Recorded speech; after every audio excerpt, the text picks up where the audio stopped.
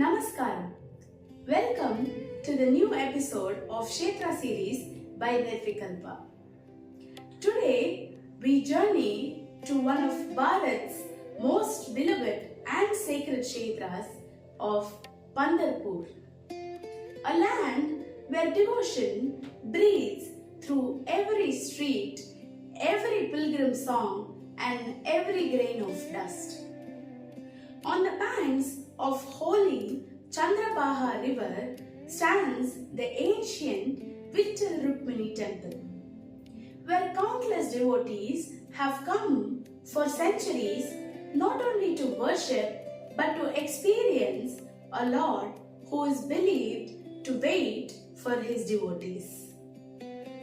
The greatness of Pandharpur begins with the story of Pundalik. It is said that when the Lord came to bless him, Pundalik was deeply engaged in serving his parents. Instead of leaving that service midway, he offered the Lord a brick and asked him to wait. And the Lord did wait. The moment became so eternal. Even today, Lord Vittala stands upon that brick, hands on his waist, in that very posture, as a reminder that in Pandharpur, devotion through service is itself the greatest form of worship. But Pandharpur is not only the story of Pundalik. It is a land sanctified by the lives of a Lord of Saints. There is the moving story of Saint Namadeva, who sang to Vittala not as a distant god but as a dear companion. Tradition says Namadeva would offer food to the Lord as one would serve a beloved guest. And in the innocence of his devotion, the Lord accepted it. There is even a cherished belief that when Namadeva longed always to remain near the temple, the sacred steps where he prayed became the Namadeva Payari, where devotees bow even today before entering the shrine. There is also the beautiful story of Saint Janabai, whose devotion was so pure that she saw the Lord not only in the sanctum but in everyday life.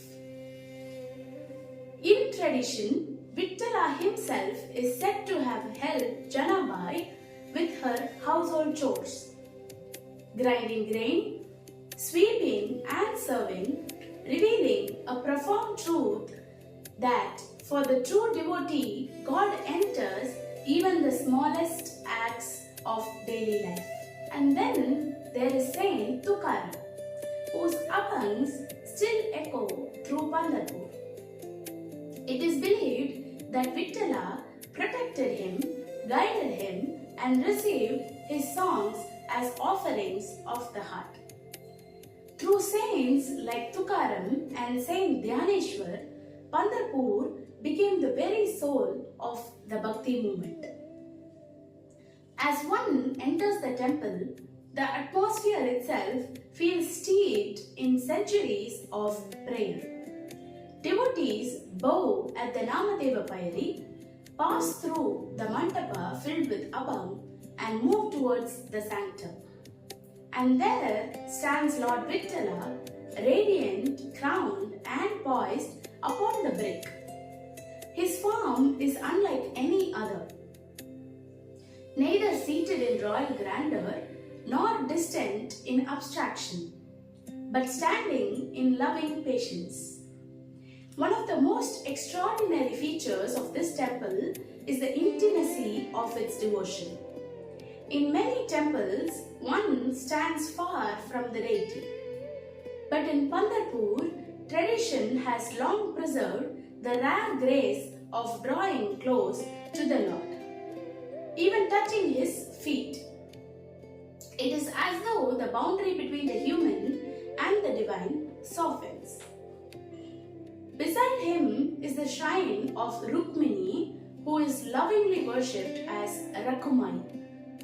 There is also a cherished legend that when Rukmini withdrew in divine displeasure, the Lord came in search of her, and that sacred reunion is woven into the spirit of this Kshetra. There is a beautiful saying associated with the Kshetra that in most temples the devotees wait for the Lord. But in Pandharpur, God waits for its devotees. And that is why Pandharpur is not merely a pilgrimage. It is an experience of a Lord who stands eternally waiting. And perhaps that is why some stories do inform us that they move us, they stay with us, and they quietly transform our hearts. The story of Pandharpur is one such story. A story of devotion, surrender, and a Lord who waits. May the Mahima of Vittal Rukmini Temple and the grace of Lord Vittala remain with us always. Stay tuned for our upcoming Kshetra series on Pandharpur, which we explore through music, dance and bhakti. Until then, Vittala Vittala Panduranga, Vittala Vittala Panduranga. Namaskar.